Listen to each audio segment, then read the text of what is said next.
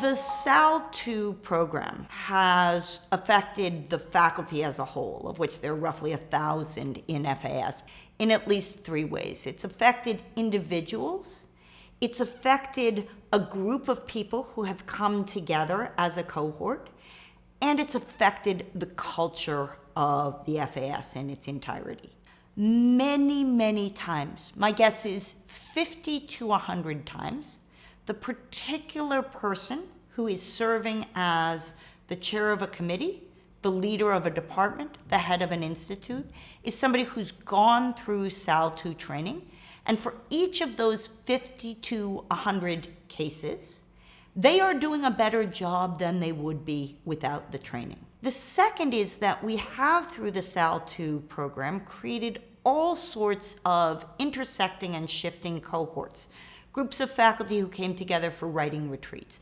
Groups of faculty who came together for retreats on how to have difficult conversations. Groups of faculty who came together for a 2-hour workshop on how to manage a lab.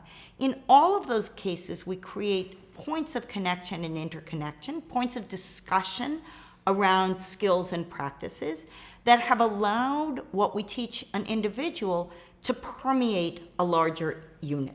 Third thing that SAL2 has done is it's changed the culture of FAS. Many of the faculty who are viewed by their peers as leaders on the fast track publicly speak of having coaches to help them. Many of our faculty who are considered the very best teachers in their segment of the university take a semester of teaching relief for learning, become students, and go back to the classroom even more excellent. It has provided our FAS faculty with the opportunity to see in real life what it looks like to be both humble and ambitious, which is what's required to participate effectively in an activity like coaching or an activity like teaching relief for learning.